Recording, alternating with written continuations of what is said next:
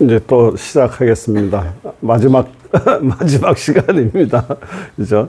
이제 뇌 질환과 푸드 닥터 했는데 이제 그 뇌 질환에 대한 그 뇌 질환이 생겨나는 대략적인 이야기는 조금 전에 사실은 이렇게 이 기본적인 설명을 좀 드린 편이에요. 드렸는데 이제 여기에 보면 뇌당 염증 장 연결축이라고 얘기를 했는데 결국 뇌에 일어나는 질환이 최초에 이제 장에 문제가 생겨서 이제 뚫렸잖아요. 근데 그 뚫리기 전에 무슨 일이 벌어지냐면 지나치게 많은 그 우리 당뇨라고 얘기하는 이 그 단순 당들이 이제 장 속에 당이 많은 음식들이 들어가게 되면 장 속에서 살고 있는 미생물 중에서 유익균은 당을 엄청 싫어해요. 그리고 얘네들은 식이섬유를 좋아해. 그런데 유해균은 당을 좋아합니다. 그러다 나니까 이제 당이 많은 음식을 먹게 되면 장 안에서 살고 있는 유해균이 번식을 하게 되고 유해균에 의해서 염증 반응이 일어나고 그 염증 반응이 결국은 장의 장벽을 뚫어버리는 거죠. 뚫어버려서 장 안으로 이제 우리 혈류 속으로 독소들이 들어와서 결국은 맨 마지막에 뇌까지 이제 이렇게 구멍이 나게 되는 이제 이런 거예요. 그래서 조금 전에 질문을 주셨던 것처럼 잇몸의 문제가 바로 머리로 들어간다는 것은 대단히 이 근거가 있는 얘기고 합리적인 이야기입니다. 그래서 잇몸서부터 시작해서 사실은 다 관리를 잘해야 돼. 꼭 장만이 아니라. 그래서 잇몸 같은 경우에도 이제 가장 좋은 추천 드릴 수 있는 방법 중에 하나가 이렇게 무슨 가글을 자꾸 해갖고 입안에 살고 있는 좋은 균을 죽인다든가 이런 방법을 쓰면은 안 돼요. 그래서 가글은 어쩔 수 없을 때 어떤 치아 치료를 받는다든가 이럴 때 사용하는 거고 건강 유지를 목적으로 가글을 쓰시면은 안 되고요. 그냥 일반적인 그냥 녹차 정도에서 가글링 하는 것도 좋고요. 그리고 이제 좀 추천드리고 싶은 방법 중에 하나는 다시마를 구워서 분말로 만들어. 그러면 다시마 분말이 만들어지면 거기다가 볶은 소금이나 죽염을 혼합을 해서 이렇게 가루를 만들어 놓고 요걸로 손으로 찍어서 잇몸 마사지를 이렇게 자주 해주시게 되면 소위 다시마에서 나오는 점막 강화 성분이 잇몸에 망가진 부분을 보강도 하고 그다음에 잇몸에 살고 있는 유익균에 먹이도 되고 또 소금이 소독을 해줘서 유해균을 억제하는 이런 효과가 기대가 되기 때문에 그렇게 해서 만들면 웬만한 잇몸 치아 염증은 잘 가라앉습니다. 그러니까 그거는 만들기가 어렵지 않으니까 집에서 하나 만들어서 이렇게 통에다가 요만큼 담아놓거나 세면대 옆에다가 손쉽게 접근할 수 있게 만들어 놓고 틈나는 대로 잇몸 마사지 해주시면 좋을 것 같아요. 그래서 이제 모든 질환이 다 그렇듯이 어떤 하나의 원인에 의해서 질병이 찾아온다면 그것만 해결하면 되잖아요. 그런데 실제 이렇게 만성 질환의 대부분은 하나의 원인에 의해서 질병이 생기는 것이 아니라 복합적 원인에 의해서 질병이 생겨나기 때문에 특히 이제 우리가 치매 같은 경우에도 다중 복합적인 원인에 의해서 치매가 왔다 이렇게 이야기를 하셔야 됩니다. 그러니까 치매 또한 세월의 흐름 속에서 여러 가지 원인을 통해서 왔기 때문에 그래서 치료하기가 쉽지 않은 거죠. 그래서 이제 그런 개념에서 우리가 먼저 인식을 하셔야 돼. 한 가지 원인이 아니고 여러 가지 복합적 원인이 작용하고 있다. 이제 그것이 만성 질환이 치료가 잘 안 되고 어려운 이유다. 이제 그런 내용을 먼저 인식을 하셔야지 됩니다. 이제 뇌를 이해하기 위해서는 우선은 몇 가지 중요한 키워드를 이제 우리가 이해를 함으로 인해서 뇌를 치료할 수 있는 방법을 이제 아이디어를 떠올릴 수가 있게 되는데 뇌를 이해할 때 가장 중요한 단어 중에 하나가 가소성이라는 단어를 이해를 해야 돼요. 뇌의 가소성이라고 부르는 바로 뇌의 가소성이라는 단어를 이해를 해야 되는데 이 가소성이라는 말은 영어로 옮기면 좀 더 쉬워요. 플라스틱이라는 말이에요. 그러니까 변할 수 있다. 변할 수 있다. 이 말을 가소성이라고 얘기를 합니다. 가소성이라는 단어가 처음 등장한 거는 언제 등장을 한 거냐면, 원래는 여태까지 많은 의학자들은 뇌는 어렸을 때 한번 태어나서 한번 이제 만들어지고 나면 이 유아기에 이제 뇌가 성장을 해서 그 다음부터는 이제 우리가 계속 퇴행의 길을 걷는다. 그러니까 뇌는 한번 만들어지고 다시는 재생되지 않는다. 이렇게 믿었는 것이 현대의학이 갖고 있었던 뇌에 대한 생각이에요.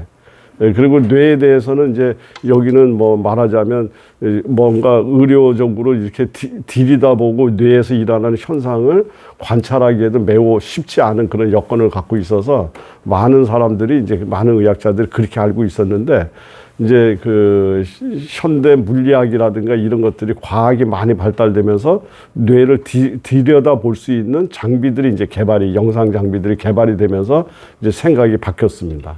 예, 바뀌었는데 그 영상 장비, 뇌를 들여다 볼 수 있는 장비가 개발이 되면서 그 뇌 과학자들이 가장 먼저 궁금했던 거가 영국의 런던의 택시 운전수들이 어떻게 그 도로를 기억하고 집을 기억하는지가 제일 궁금했었대요. 저는 이제 런던을 안 가봐서 모르는데, 런던은 이 구조가 너무나 비슷비슷해서 집을 찾는 게 보통 정말 이거 어떻게 집을 찾을까 할 정도로 그렇다고 그러더라고요.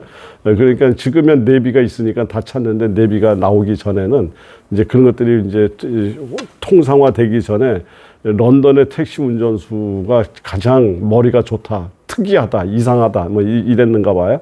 그래갖고 런던 택시 운전하는 사람들 초기에 1년 차, 예를 들면 1년 차, 그다음 5년 차, 10년 차, 이제 이런 택시 운전수의 머리를 가서 검사를 했더니 이 기억을 하고 있는 해마라는 부분이 있는데, 이 해마 부분이 연도수가 높아질수록 해마가 두꺼워지더라고요.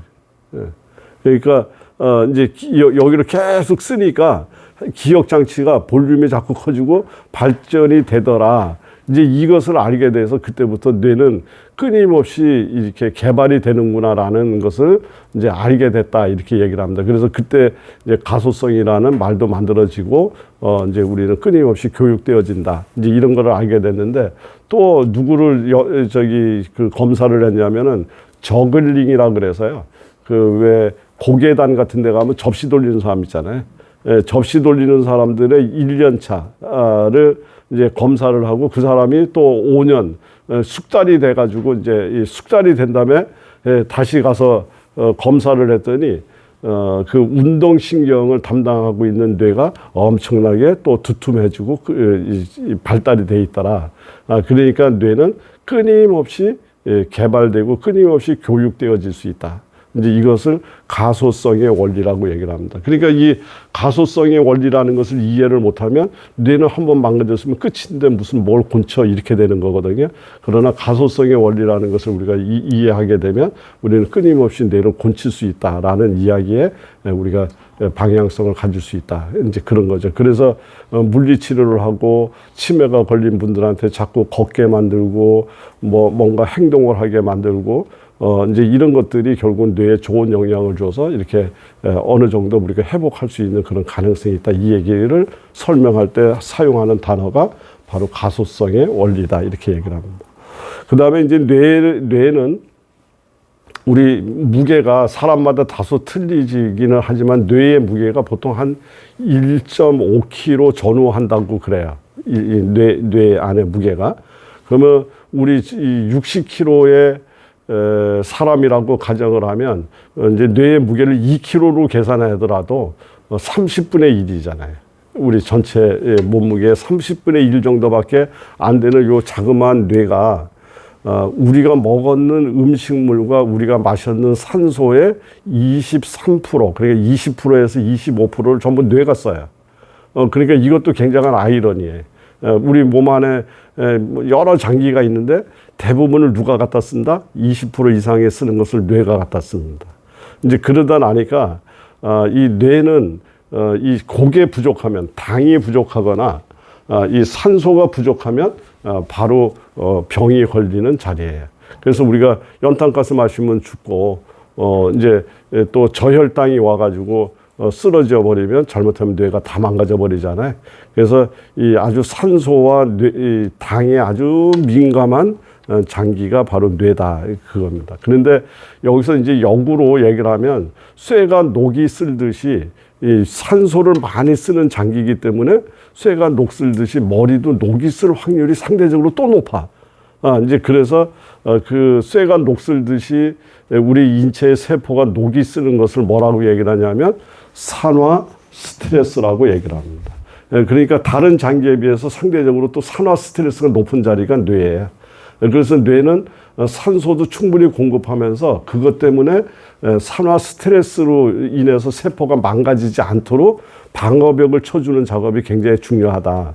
이제 그런 건데 이 산화 스트레스 그러니까를 막아주는 것을 우리는 항산화제라고 얘기를 합니다.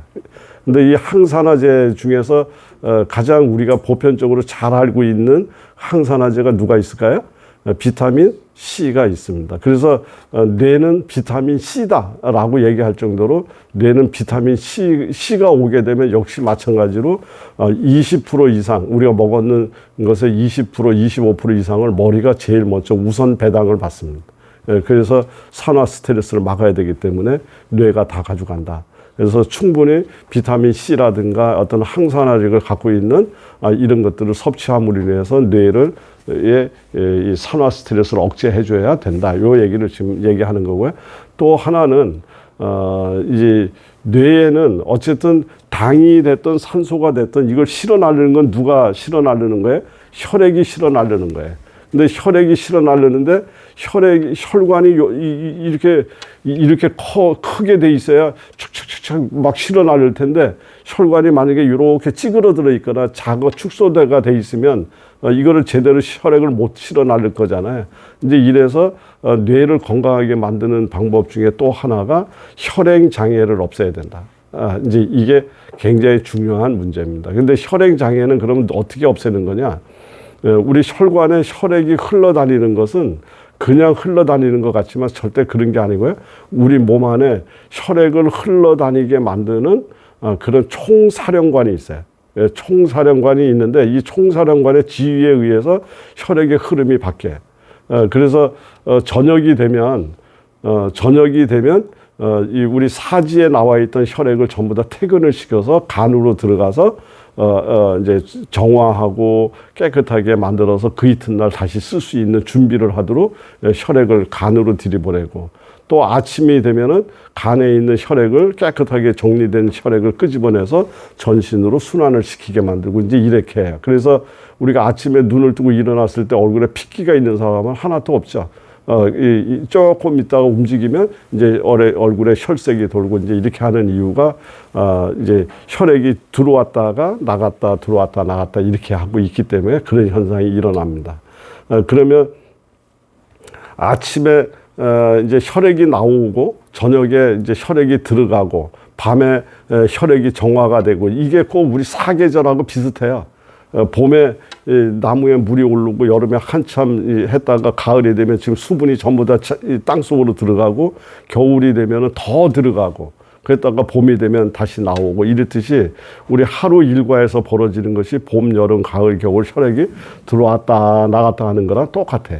그래서 엄격히 얘기하면 이것을 누가 하고 있는 거냐면 태양이 많아지고 적음에 따라서 들락날락 하는 거예요. 그런데 요 안에서도 또 세밀하게 혈액을 조절해 주는 애가 있어요. 예를 들면은 만약에 내가 밥을 많이 먹었어. 그러면은 지금 위장에 일거리가 많이 생겼잖아요. 그러면 위장 쪽으로 혈액을 많이 보내고 다른 쪽에는 줄여야 이리로 갈 거잖아요. 그러면 그거를 누군가가 우리 몸 안에서 통제를 해주고 있다. 혈액으로 지금 저기 일거리가 있으니까 거기에 많이 가. 그리고 여기는 줄여. 이제 이렇게 되는 거예요. 그런데 요게 제대로 잘 안 되거나 아니면 이제 이게 조절이 잘못되게 되면 어떤 문제가 오느냐면 혈액이 위장으로 가야 되는데도 불구하고 위장으로 가지 않으니까 소화 능력이 떨어지겠죠. 그리고 또 이 몸 안에 혈액이 부족한 사람들 같은 경우는 전부 다 위장으로 혈액이 가버렸으니까 몸에 있는 사지에 있는 혈액이 없어졌으니까 굉장히 나른하고 피곤하고 머리에 있는 혈액도 위장으로 가버렸으니까 잠이 와버리고 이제 이러는 거죠. 이제 이런 것들이 우리 몸 안에서 어디로 혈액을 보내고 줄이고 이거 모든 조절을 하는 혈액 조절을 하는 총사령관이 누구다? 이 NO라는 이제 yes, no의 no가 아니라 우리 이제 쓰기는 그렇게 썼지만 저거는 NO라고 얘기하는 산화 질소라고 하는 이제 화합물이 그 일을 하는 걸로 알려져 있습니다. 이제 우리 공기 중에는 산소와 질소가 있잖아요. 우리 저기 채소를 기를 때 이 물을 막 뿌렸을 때 화초나 채소가 자라는 거 하고 비가 왔을 때 자라는 거 하고 어때요? 빗물을 맞았을 때 자라는 것이 확연하게 잘 크잖아요. 그거는 뭐냐면 공기 중에 질소가 있기 때문에 질소가 녹아서 이 빗물에 혼합돼서 들어가기 때문에 질소 비료 뿌려준 거나 똑같아요. 그래서 수돗물로 물 뿌린 거랑 빗물에 의해서 자라는 거는 그런 차이가 있는 겁니다. 이럴 정도로 이 질소는 모든 생명을 잘 자라게 만들고 자극해서 막 움직이게 만드는 그런 역할을 해요. 근데 역시 우리 몸 안의 혈관에도 바로 질소 화합물이 질소와 산소가 만난 NO에 의해서 우리 몸이 잘 움직여진다 그 뜻입니다. 그래서 저게 부족하게 되면 혈액순환도 안 되고 심장병도 생기고 말초 혈관 장애도 생기지만 우리 뇌와 관련돼서 이야기를 하자면 뇌 기능이 급격히 떨어지고 기억력 장애가 오고 더 나아가서는 치매로 갈 수 있는 가장 원인 제공자가 누구다? 요 NO가 잘못되게 되면 그렇습니다. 그래서 NO를 늘려야 돼. 그러면 NO를 늘리려고 그러면 어떤 것들이냐? 대부분이 NO를 많이 질소 화합물을 많이 축적하고 있는 식품이 좋은 식품이에요. 예, 그러면 결국은 제가 조금 전에 빗물이 내리면 채소가 잘 자라요 이렇게 얘기했잖아요. 예, 그러면 결국 채소 잎이라든가 여기에는 질소 성분이 굉장히 많이 이렇게 저장되어 있습니다. 그래서 실제가 이제 농부들의 뭐 잘못을 얘기하려고 하는 것이 아니라 농부들이 이제 그 시장에다 물건을 만약에 상추를 판매를 하려고 하면 이 한 일주일 전에 뭐를 뿌리냐면 질소 비료를 뿌려요. 그 질소 비료를 뿌리게 되면은 여기 어떻게 돼요? 상추에 그냥 파란 그냥 아주 막 짙은 녹색의 상추가 아주 싱싱하게 이렇게 만들어져 있잖아요. 그게 만들어져 있는데 그거를 갖고서 출하를 해야 마트에 갖다 놔도 이게 싱싱하구나 하고 잘 팔리는 거예요. 근데 사실은 이제 그 질소 비료가 거기 상추에 들어와서 그렇게 남아있는 잔존의 상태에서 차칫하게 되면 그걸로 만약에 삼겹살을 싸서 먹는다. 그러면 삼겹살에 있는 그 니트로소 화합물이라는 그 화합물과 요 상추에 있는 질소가 만나면 이게 발암 물질로 바뀌어 버리는 거예요. 예, 그러니까 요 질소 기운이 싹 빠져서 얘가 안정화 상태에 들어가 있을 때 이것을 우리가 식용으로 쓰면 훨씬 더 안전한데 우리는 자꾸 푸른 채소만 찾으니까 결국은 또 판매자 입장에서도 그렇게 만들어서 나올 수밖에 없죠. 예, 어쨌든 질소는 우리 몸 안에 들어와서도 그런 작용을 하는데 절대적으로 그렇다고 해서 과잉된 것이 좋다는 말이 아니라 적정량의 우리 몸 안에서 이것을 혈액을 조절해 줄 수 있는 요 양이 필요한데 대부분이 성인이 되면 저게 부족해져요. 그래서 질소 화합물이 많은 요 NO를 만들어낼 수 있는 물질이 많은 것들이 참 많이 있는데 대부분이 이제 십자가 채소라고 해서 브로콜리라든가 케일이라든가 또는 십자가 채소는 아니지만 시금치 이런 쪽에 이제 굉장히 많이 들어 있고요. 뿌리 식물 중에서는 콜라비라든가 이런 거 있잖아요. 비트 이런 것들이 질소 화합물이 많습니다. 그래서 이제 그것이 대표적인 혈액 순환을 도와주고 이게 뇌 건강뿐만 아니라 우리 몸의 혈액 순환을 도와줄 수 있는 좋은 것을 많이 함유하고 있죠. 브로콜리, 케일, 그 다음에 시금치, 비트, 콜라비 뭐 이런 것들이 이제 제일 많이 들어있는 것 중에 하나입니다. 그리고 미토콘드리아라는 개념을 이해를 하셔야 되는데, 미토콘드리아는 모든 세포에 들어있는 에너지 발전소에 우리 몸에 에너지를 만들고 그 세포가 살아갈 수 있도록 에너지를 제공하는 그 소기관의 이름이 미토콘드리아인데, 이 뇌 기능이 떨어진 사람들은 뇌 안에 있는 미토콘드리아 기능이 전부 다 다운이 돼서 뇌가 활성화가 안 돼. 그래서 어떻게 하면 미토콘드리아를 끌어올려 줄 것인가, 이제 이 개념이 중요하고요. 그다음에 이제 아주 가장 중요한 의미 중에 하나가 미세 악교 세포라는 세포예요. 미세 악교 세포라는 이 세포는 이름을 너무 어렵게 외우려고 하지 마시고요.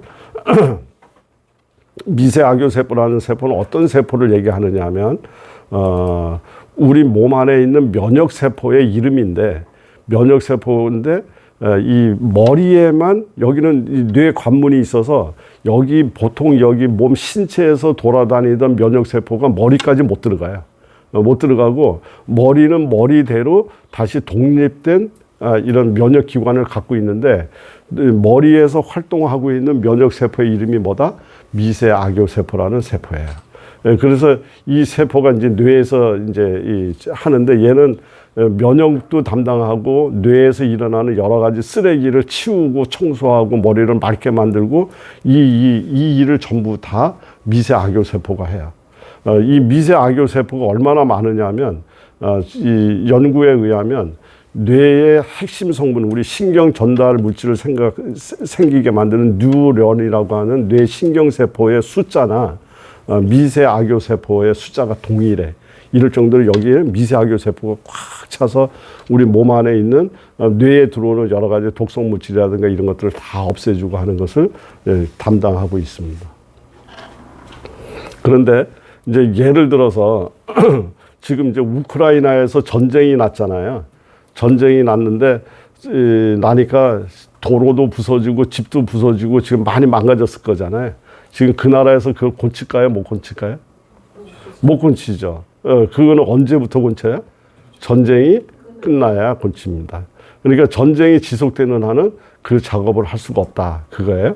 그런데 만약에 뇌에 들어오는 뇌 관문이 뚫렸어. 뭐에 의해서 뚫려서 자꾸 독성 물질이 들어와요. 그러면 미세 악교 세포는 머리를 청소하는 일을 할까요? 거기랑 가서 전쟁하는 일을 할까요? 전쟁하는 일을 합니다. 그러니까 전쟁하는 일이 지속이 되면서 머리에는 끊임없이 뭐가 쌓여요? 쓰레기가 쌓여요. 그러니까 지금 이 순간도 우크라이나에는 집이 부서지고 도로가 부서지는 일이 계속 증가하고 있는 거예요. 이제 이렇듯이 우리 머리를 지키려고 있는 미세 악교 세포에 의해서 결과론적으로 걔네들이 만들어내는 전쟁의 흉터, 염증 물질이 머리에다 계속 쌓이게 되면 머리는 심각한 타격을 받기 시작합니다. 그래서 그 심각한 타격이 만들어져서 머리에 쓰레기가 쌓인 것, 이것을 베타 아밀로이드 축적이라고 얘기를 하는데, 지금 베타 아밀로이드라는 말은 많이 들어보셨을 거예요. 70년 동안 현대의학은 머리에 치매가 생겨나는 이유를 요 두 가지의 원인으로 생각을 했어요. 베타 아밀로이드가 여기 쌓이는 거다. 이제 그래서 그것만 제거를 하면 치매를 예방할 수 있다. 그 다음에 또 타우 단백질이라는 거는 이제 이 바깥에 쓰레기가 쌓인 거는 베타 아밀로이드가 쌓인 거예요. 근데 이 타우 단백질이라는 건 뭐냐면 내부 이 머리 안에 있는 모든 신경 전달 물질들이 왔다 갔다 하는 그 통로가 있어요. 이걸 미세소관이라고 얘기하는데, 이 통로를 왔다 갔다 하는데 그 통로가 자꾸 막히는 거예요. 엉키고 막히고.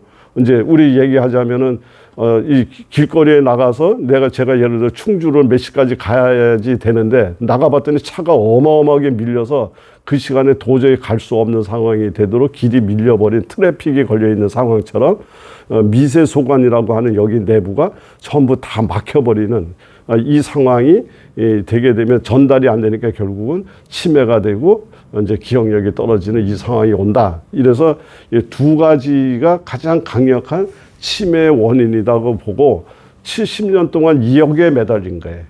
그런데 답을 못 만들었잖아요.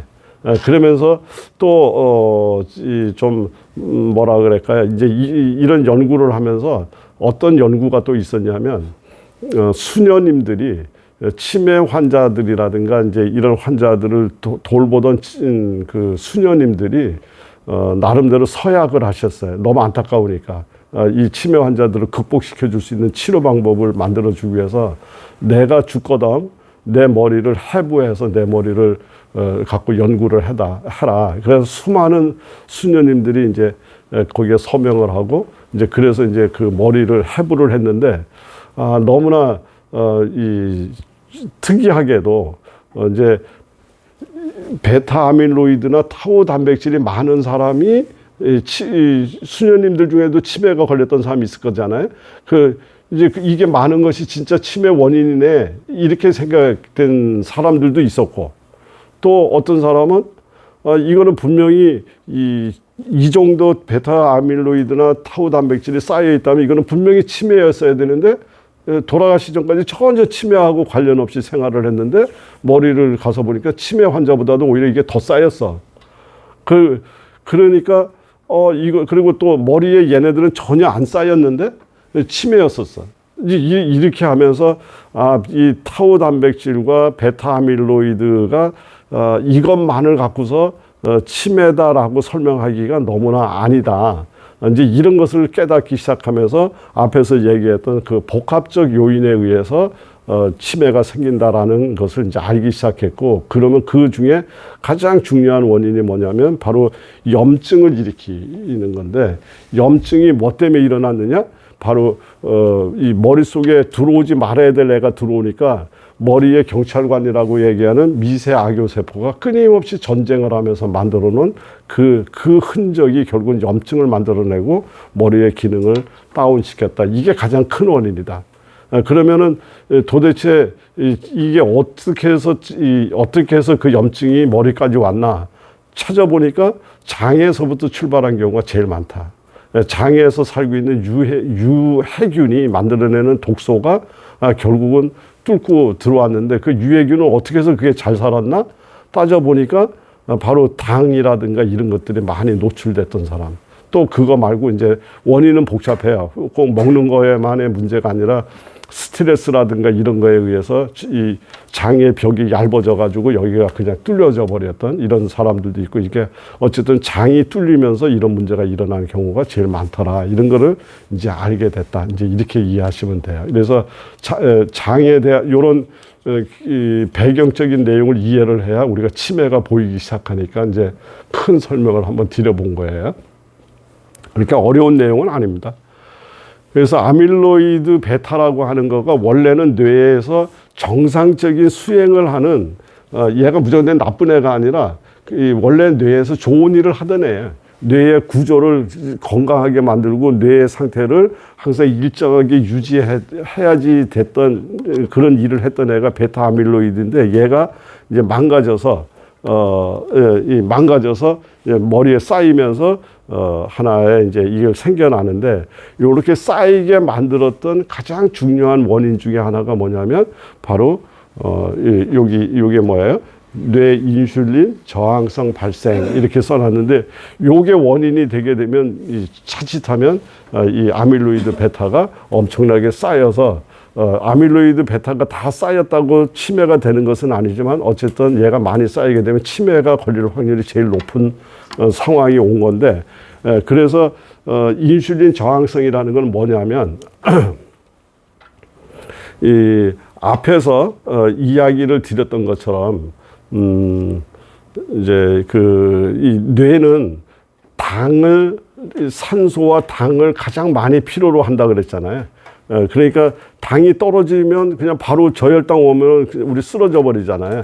이제 이렇게 해서 당을 많이 쓰는데, 우리 몸의 일반적인 세포가 당을 공급받으려면, 당을 받아들이려면 그거를 누가 싣고 가느냐 하면은 인슐린이라는 췌장에서 만들어준 인슐린 호르몬이 나와서 당을 싣고 집집마다 배달을 가는 거예요. 배달을 가는데, 이 머리는 너무나 중요하니까 인슐린이 없어도 그냥 당이 머리로 쑥 들어가요. 그래서 우선 죽지 않게 만들어 놓는 거는 그렇게 우선 응급상황을 조치를 하는데, 근데 문제는 뭐냐면 이 머릿속 안에 들어와서 머리 안에도 집집이 여러 집 있잖아요. 뭐 아까 얘기했던 해마도 있고 운동신경 담당하는 애도 있고 뭐 이런 애들 저런 애들 막 있잖아요. 이런 여러 군데가 있는데 이 중에서 아주 중요한 뇌 안에서도 핵심이라고 얘기하는 해마, 그다음에 시상하부라고 하는 우리 뇌의 총사령실, 그다음에 아까 냄새 못 맡는다 그랬잖아요. 후각을 담당하고 있는 뇌. 이제 이런 쪽에 그 뇌의 일부의 중요한 뇌는 인슐린에 의해서 이 당이 공급이 돼요. 그러니까 머리까지는 당이 왔는데, 당이 왔는 거를 거기서 각자 집으로 배달을 할 때 굉장히 중요한 장기는 인슐린이 와서 실어 날려줘야 거기에 당이 들어가는데, 만약에 뇌에 인슐린이 들어오지를 못하고 있다면, 그러면 그 자리에 배급이 안 된다, 그 뜻이에요. 그러면 문제가 생기는 거죠. 그러면 인슐린이 왜 머리까지 들어오지 못했나? 이거는 뭐냐면 우리가 당을 자꾸 많이 먹게 되면, 단 거를 많이 먹으면 췌장에서 뭐를 많이 만들어내요? 인슐린을 자꾸 만들어내야 되잖아요. 자꾸 만들어내다 나니까 인슐린이 당을 싣고 세포, 우리 몸에서 전신에 가서 세포마다 문을 두드리면서 당 왔어요 하는데, 근데 이 당이 너무 많으니까 이 집에서 이제 우리 고만 주라니까 이러면서 문을 걸어 잠궈버리는 거예요. 문을 걸어 잠궈서 이제 나 당 안 받아, 이제 이렇게 되는 상황을 뭐라고 얘기를 하냐면 인슐린 저항성이 생겼다, 이렇게 얘기를 합니다. 그 인슐린 저항성이 생겨버리면 이제 그런데 혈관 안에 당은 너무 많아졌잖아요. 그러니까 췌장에서는 그 당을 처리하기 위해서 인슐린을 계속해서 만들다 나니까 이 혈액 속에는 뭐가 지금 넘쳐버렸느냐면은 이 배달되지 않은 당이 많아졌고, 그 다음에 그거를 실어 나르려고 준비하고 있는 인슐린이 또 엄청나게 쏟아져 나왔잖아요. 그래서 고혈당, 고인슐린 혈증이 만들어지게 되면 이 혈관 안은 어떻게 되냐면 완전히 차로 넘쳐버리는, 그래서 우리 명절날 고속도로 차 밀리듯이 이 모든 혈관 안이 그렇게 돼버렸습니다. 이제 그렇게 돼버리면 이 머리 쪽으로 들어가는 혈액도 똑같은 상황이라서 인슐린이 머리에 제대로 들어갈 수 없는 상황이 이제 만들어지면서 머리에도 역시 당이 넘쳐버리고, 그게 중요한 장기에는 해마라든가 중요한 여기에는 당이 들어가지 못하는 안타까운 상황이 벌어진 거죠. 이제 이렇게 된 것이 바로 뇌를 망가뜨리는 가장 중요한 원인이다, 이제 이렇게 얘기를 합니다. 그래서 이 치매는 제3형 당뇨라고 이제 부르는 거예요. 그래서 우리가 제1형 당뇨, 제2형 당뇨, 제3형 당뇨. 이제 요거는 이제 지금 많은 학자들이 연구를 해보다 나니까 우리가 당뇨라는 거는 선천적으로 인슐린이 안 만들어져서 당이 오는 제2형 당뇨가 있고요. 그 다음에 우리가 살아가면서 이 생활 습관이라든가 이런 것들의 잘못에 의해서 이 췌장에서 인슐린을 제대로 못 만들어내거나 만들어냈는데도 불구하고 인슐린 저항성이 생겨서 제대로 우리 이 세포를 먹여 살리지 못하는 요 상황이 생긴 걸 우리는 당뇨병이라고 얘기를 하잖아요. 요걸 제2형 당뇨라고 얘기를 해요.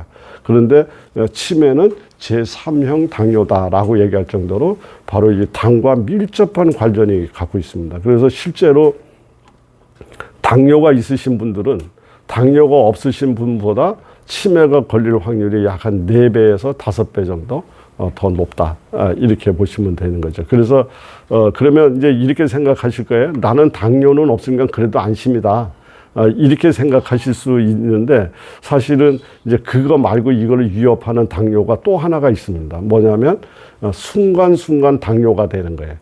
그러니까 병원에 가서 검사하면은 당뇨가 아닌데, 그런데 24시간을 모니터링을 해서 보면 순간순간 당뇨 환자나 똑같은 상황이 우리 몸에 찾아오는 경우가 있어요. 예를 들면 지금 만약에 이제 강의 끝나고 나서 바깥에 나가서 설탕물을 한 잔을 먹었다든가 아이스크림을 먹었다든가 탄산음료를 한 잔을 쫙 먹게 되면 그러면 순간적으로 당이 올라가잖아요. 요때 만들어지는 당을 우리는 혈당이 급격하게 올라갔다, 그래서 이걸 혈당 스파이크 현상이라고 얘기를 합니다. 그럼 이런 혈당 스파이크 현상이 일어나게 되면 우리 몸 안에서는 순간순간 당이 많아졌으니까 췌장에서는 순간순간 인슐린을 더 만들어서 얘를 처리하려고 인슐린 분비가 늘어나면서 짧은 시간 동안이지만은 이 고혈당증이 고인슐린 혈증이 만들어지고 고혈당증이 만들어지고 이렇게 해서 당뇨와 매우 유사한 상황이 잠시 지나가요. 근데 그때마다 뇌혈관이나 여기는 어쨌든 흔적을 남기고 망가지고 있다. 이제 이래서 지금 연구 결과들을 보면 당뇨 환자가 일단 혈관 손상이 오고 이렇게 망가지는 속도와 혈당 스파이크에 의해서 망가지는 속도가 똑같다. 이렇게 이야기를 합니다. 그러니까는 이제 뭐 무심코 마신 탄산음료 한 잔이 사실은 머리에 여러 가지 혈당 스파이크를 만들고 뇌를 손상시키는데 분명히 영향을 끼치고 있다라는 것을 우리는 기억을 해 놓으셔야 돼. 그래서 이제 그런 어떤 혈당 스파이크를 막는 그런 생활 습관 이런 것들이 굉장히 중요하죠. 그러니까 우리나라 사람들이 밥을 먹는 습관이라든가 이거가 참 비교적 전 세계 다른 나라 국가에 비해서 우리나라 고유의 식단은 절대 나쁘지 않아요.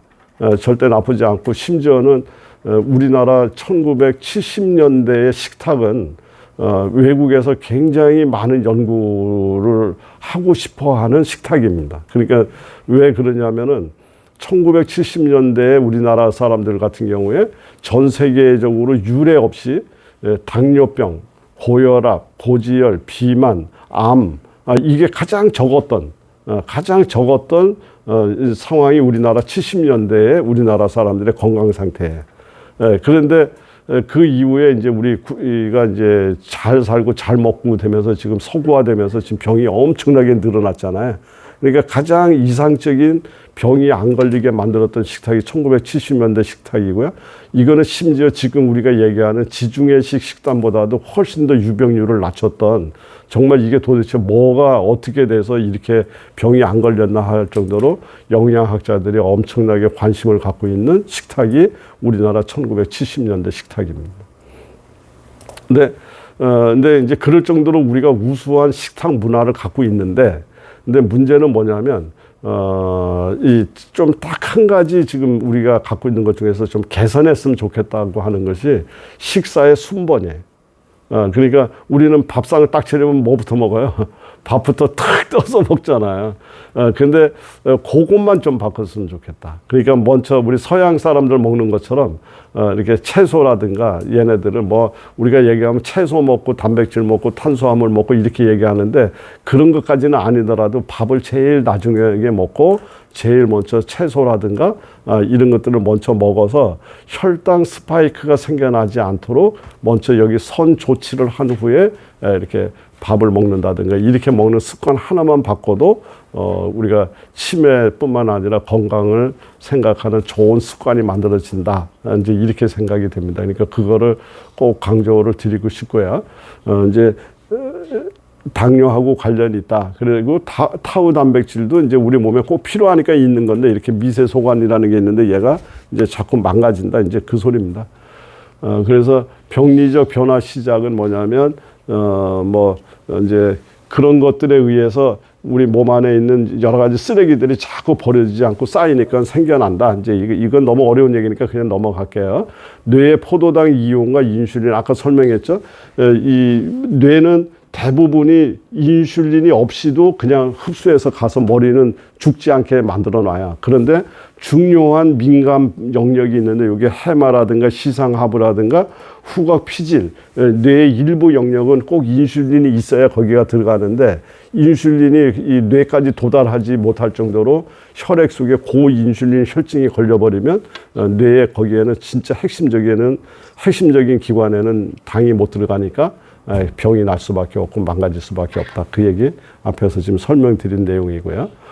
그래서 기억력 장애와 치매는 뇌의 당뇨에서부터 시작되는데 당뇨에서 시작되는데 가장 핵심 단어가 인슐린 저항성과 뭐예요? 혈당 스파이크 현상에 의해서 이렇게 생겨나고 그 다음에 장내 불균형에 의해서 장내 만성 염증으로 가는 이러한 것들이 결국은 뇌를 교란시켜서 치매로 가게 되는 중요한 원인 인자다. 이렇게 볼 수 있습니다.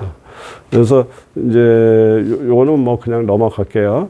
그리고 인슐린 대사. 그래서 인슐린 저항성과 뇌 대사가 붕괴가 되면 기억력이 떨어지고 집중력이 떨어지고 기분 우울증, 신경의 염증, 아밀로이드 축적 이런 것들이 일어나서 뇌 질환으로 연결된다 이렇게 됐습니다.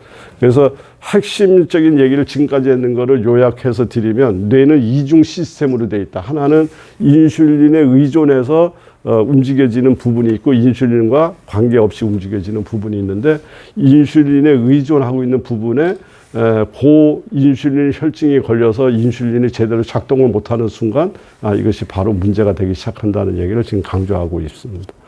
그래서 인슐린이 뇌에 들어오게 되면 여러 가지 중요한 역할을 하는데 얘가 못 들어오니까 이제 문제가 생긴다. 그 다음에 이제 뇌에 혈관에 손상이 와서 NO가 제대로 작동이 안 되게 되면 뇌가 또 혈액순환이 안 된다 그랬잖아요. 그래서 NO가 잘 나와서 해야 되는데 이것도 또 역시 마찬가지로 혈당 스파이크 현상이 일어나면 NO가 감소해요. 혈당 스파이크가 일어나면 NO가 감소합니다. 이게 모든 게 그렇게 맞물렸어요. 그래서 NO가 감소되면 혈관이 수축이 되고 당연히 산소가 부족해지게 되고 그러면 뇌가 에너지를 못 만들어내고 그러고 나면 결국 미토콘드리아라고 하는 중요한 기관이 기능이 떨어지게 되고 그래서 결과론적으로 뇌 기능이 저하가 되는 이러한 루틴을 갖고 간다. 그래서 이제 앞에서 요거는 설명드렸던 거예요. 그래서 이제 또 중요한 얘기도 앞에서 설명을 다 드렸지만은 유익균의 작용, 그다음에 유익균의 작용 중에 하나가 장에서 만들어지고 있는 SCFA, 요 단세 지방산이라는 것이 잘 만들어져서 장에 그 구멍 뚫린 자리, 이 구멍 뚫린 자리를 요렇게 바꿔주는 거를 누가 하느냐면 요 단세 지방산이라는 애가 하는데 요게 잘 만들어지게 되면 저기도 틀어막지만 어디도 틀어막아요. 뇌에 문제가 생긴 자리를 또 뇌 관문을 틀어막으니까 요게 굉장히 중요하다. 그 얘기를 지금 하려고 이제 요 자료를 만들어 놓은 거예요. 그러면 쟤는 단세 지방산은 뭘로 만드느냐? 우리가 먹었는 식이섬유로 단세 지방산을 만듭니다. 그러니까 우리가 정제된 탄수화물이라든가 기름에 튀긴 음식이라든가 당이 지나치게 높은 음식이라든가 이런 것이 들어오면 유익균은 이 단세지방산을 못 만들어내요. 그리고 유해균은 그것을 너무나 좋아해서 유해균은 그거를 먹고 막 난리를 치는데 유해균이 좋아하는 게 당을 제일 좋아해.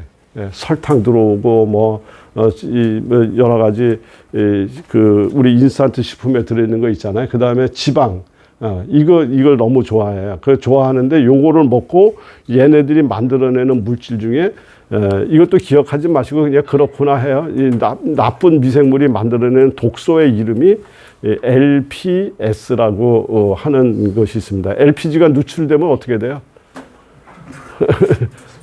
폭발하잖아요. 그거 LPS가 누출이 되면서 우리 몸에 여러 가지 염증 반응이 전신으로 나타나기 시작합니다. 그래서 이 LPS라고 하는 것이 이제 몸속에 보이지 않는 불씨인데 얘가 장 건강, 면역, 염증, 치매 등 거의 모든 현대 질환의 배경에 숨어 있는 핵심 원인 물질이에요. 이게 LPS라는 건데 요 애가 어디서 나오는 거냐면 그람 음성 세균이라고 하는 장 속에 살고 있는 미생물 중에서 나쁜 균인데 이 균의 피부에 묻어 있는 독소의 이름이 LPS예요. 그러니까 얘 몸에 완전히 독소 덩어리예요.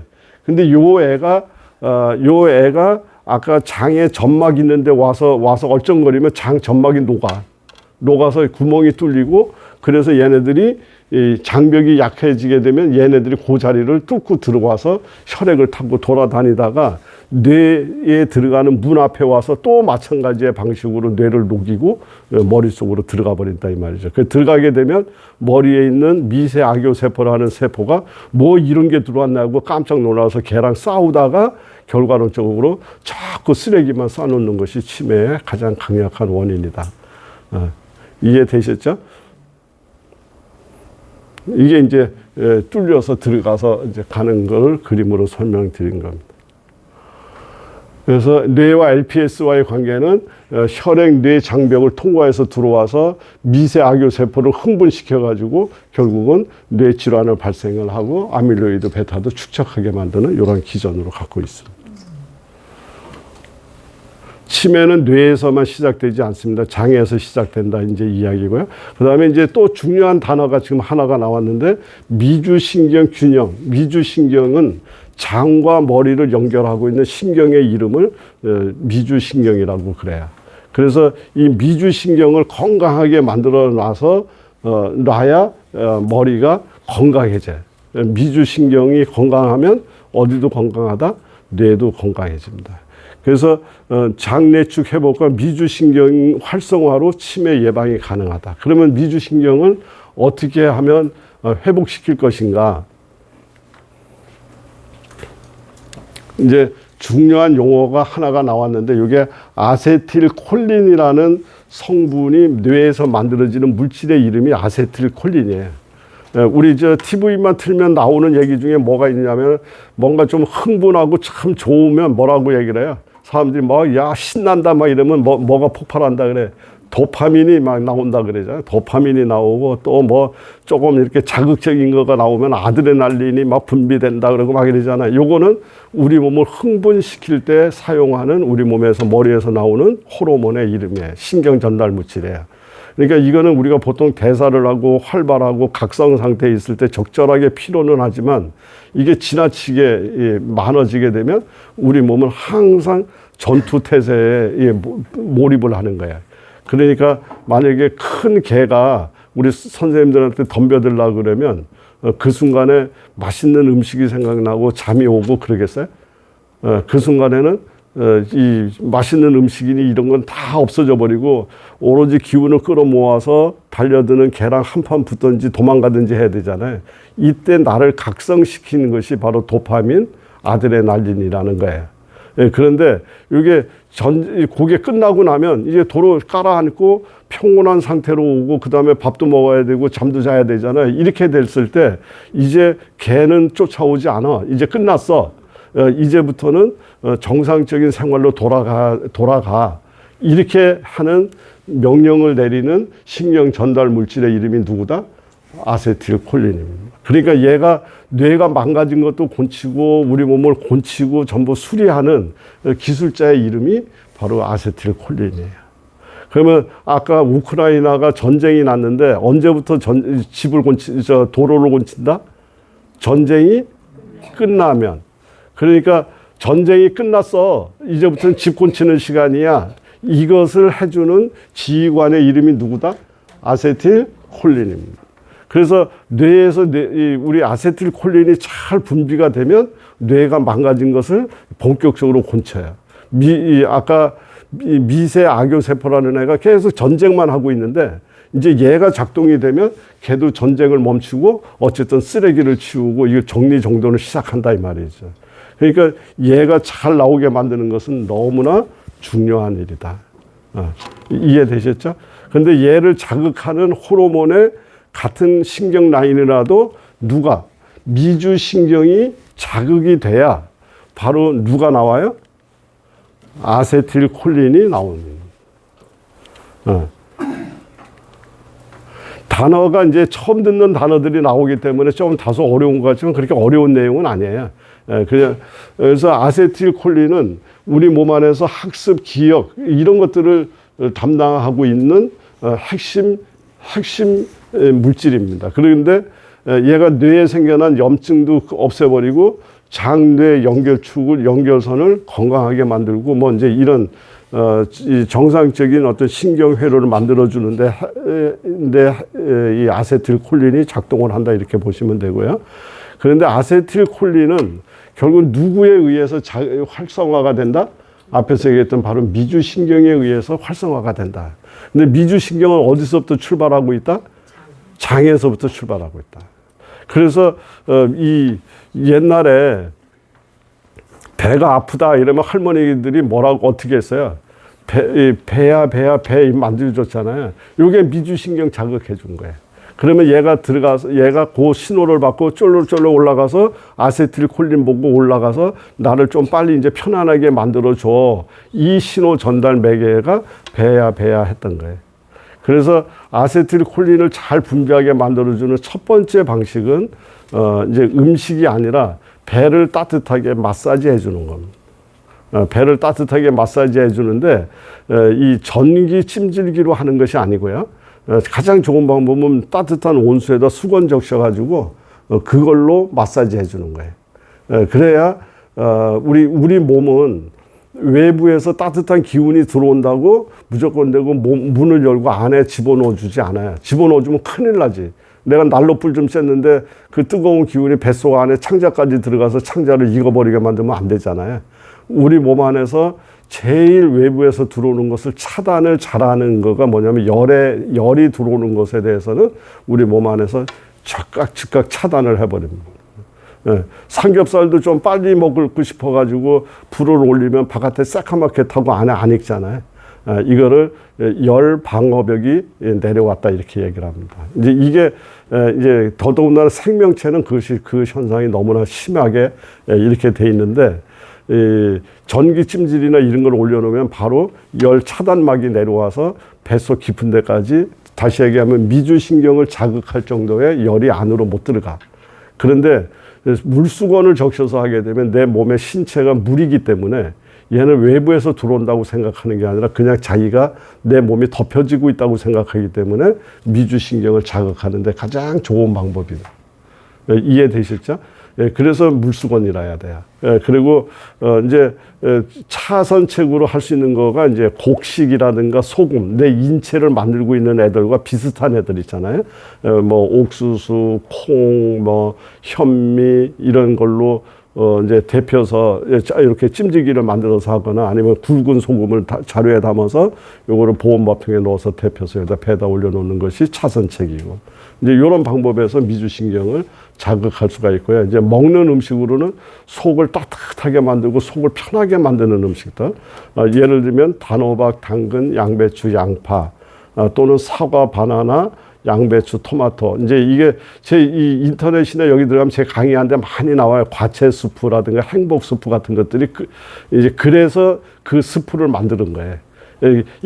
끓이게 되면 영양분이 다 파괴되잖아. 영양분 파괴가 무서운 게 아니라 이 장을 따뜻하게 만들고 장의 미생물한테 먹이를 주고 미주신경을 깨우면 얘네들이 다 하는 거기 때문에 그래서 끓여서 스프로 만들어 드시라고 이제 이렇게 된 겁니다. 그게 행복 스프나 또는 과채 스프 이제 이런 것들을 사용해서 이제 드시게 되면 바로 미주신경이 안정화되고 안정화가 되면 바로 아세틸콜린 신경이 분비가 되기 시작합니다. 미주신경이 치매를 막는 이유는 바로 아세틸콜린을 잘 나오게 해서 우리 몸의 염증 스위치를 차단하고 몸을 고치는 신호를 만들어 주고요. HRV라고 하는 건 뭐 이제 이런 게 있다 생각하면 돼요. 이런 게 낮으면 치매가 되는데 요거를 높여주는 역할을 한다. 그 다음에 깊은 수면에 들게 만드는. 깊은 수면을 하게 되면 여기 생겨났던 베타 아밀로이드도 배출이 되고 자꾸 청소가 돼요. 그래서 잠을 깊게 자게 만들고 요거를 전부 누가 하는 거예요? 미주신경이 합니다. 그래서 저를 한테 이제 가르침을 주셨던 이제 스승분들이 여러분들이 있었는데 그 중에 이제 한 스승분은 이제 제가 초창기에 배울 때 제가 저기 그 홍성 저쪽에 홍성이에요. 저기 대천 옆에 홍성에 그 이제 휴양소 같은 데를 이제 이렇게 만들어 놓고, 암 환자들을 만나서 이제 이렇게 캠프 비슷하게 한 적이 있었는데, 제가 만났던 분 중에 한 분은 들어올 때 이제 들 것은 아니지만은 두 사람이 부축을 해갖고 들어올 정도로 아주 체력이 바닥이고 잘못하면 여기서 이제 휴양하는 도중에 살아서 나가는 게 아니라 자칫하면은 들것에 실려 나가겠구나 할 정도로 그런 환자를 만난 적이 있어요. 그랬는데 그분한테 저한테 이제 우리 스승님이 저한테 하는 말씀이 매일같이 물수건에다 배를 이렇게 해갖고 이 마사지 해주는 걸 저한테 시켰어요. 그래서 제가 3일 동안을 그분을 마사지를 했습니다. 마사지를 하고 이제 또 저는 약국에 또 볼 일이 있어서 왔다가 이제 토요일 날 가서 일요일까지 머물면서 이제 또 그거를 하는데 토요일 날 갔는데 깜짝 놀랐어요. 자전거를 타고 있어. 그분이 자전거를 타고 있어. 그래서 제가 아주 너무 놀랐던 생각이 지금도 생생한데, 그럴 정도로 이 미주신경을 자극을 해주면 아세틸콜린이 분비가 되고, 아세틸콜린이 분비가 되면 우리 몸은 어떻게 되냐? 본격적으로 치료를 시작하세요. 본격적으로 대청소하세요. 이 시작이 되는 거예요. 그렇기 때문에 그런 어마어마한 변화가 생겨납니다. 그래서 항상 배를, 이게 꼭 오늘 치매 얘기뿐만 아니라 모든 질환에, 만성 질환을 대할 때는 항상 배를 따뜻하게 만들고 배를 마사지 해주는 일을 해라. 그러면 대개의 경우는 수건을 한 4장이나 5장 정도 바꿀 때쯤 되면 여기는 이미 잠들어 있어요. 너무나 해피하고 너무나 편안하니까. 그게 아세틸콜린이 하는 대표적인 작용이다. 그래서 깊은 잠에 빠지면 우리 몸 안에서는 독소 물질들이 다 바깥으로도 빠져나가고 몸이 본격적으로 대청소가 되니까 치료율이 그만큼 빠를 수밖에 없다. 이해되셨죠? 왜 그런 거를 하는지. 그래 놓고 이제 음식으로도 이제 하는 거죠. 그래서 경도 인지 장애, 이제 치매는 지금 고치기가 사실 어려워요. 그런데 이 경도 인지 장애 있잖아요. 단기간에 기억을 바로 잊어버리는 사람들. 요 사람들이 한 5년 정도 지나면 이제 좀 심한 치매로 변할 확률이 높습니다. 근데 여기서 스톱을 시켜야지 이제 되잖아요. 근데 그거는 지금의 우리의 방법으로 충분히 그것을 만들어낼 수가 있습니다. 그래서 이제 이런 내용들이 굉장히 중요하다. 자, 이제 그리고 이제 혈관의 기능이 중요하다 그랬잖아. NO가 중요하다 그랬잖아. 이제 이런 정도만 우선 기억을 하고 넘어가면, 이제 그러면 어떻게 할래? 그리고 단세 지방산 중요하다는 얘기 앞에서 계속 이야기를 했잖아요. 그래야 이 점막이 뚫린 자리가 봉쇄가 되잖아요. 그래서 이게 이제 잘 돼야 돼.